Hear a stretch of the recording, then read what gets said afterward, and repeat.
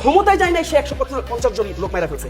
91% চাঁদাবাজির জবাব 91% ভোট না দেওয়ার মধ্যে দিয়ে দিতে হবে।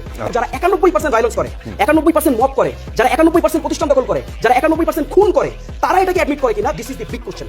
এবং আপনি যে প্রশ্নটা করেছিলেন সাইদ আব্দুল্লাহ ভাইকে, যে ভোটে এটার প্রভাব পড়বে কিনা, আমি ফারাবি ভাই বলি, ভোটে যদি এটা প্রভাব না পড়ে কোনো ক্রমে, তাহলে আপনাকে বুঝতে হবে যে আমাদের নৈতিক অবক্ষয় সমাজে ছড়িয়েছে।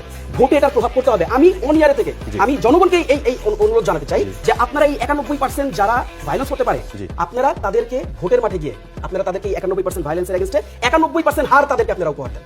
এটা আমি কোনো দলের পক্ষপাতিত্ব হয়ে করছি না, একদম I am not representing any political party.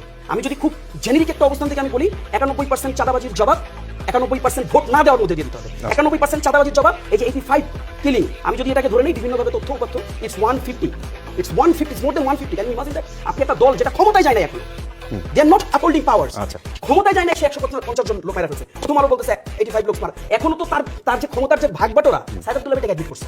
ভাগ বাটোরার তো এখনো প্রশ্নই তৈরি হয়নি।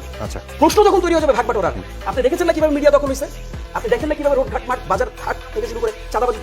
আই ক্যান ইমাজিন যে যখন ক্ষমতায় তারা চলে যাবে, আনফরচুনেটলি যদি চলে যায়, আমি আনফরচুনেটলি খুব কষ্টলি শব্দটা ইউজ করলাম, আনফরচুনেটলি আমি খুব বাংলাদেশটাকে নিয়ে আমি এখন খুব ভয় পাই।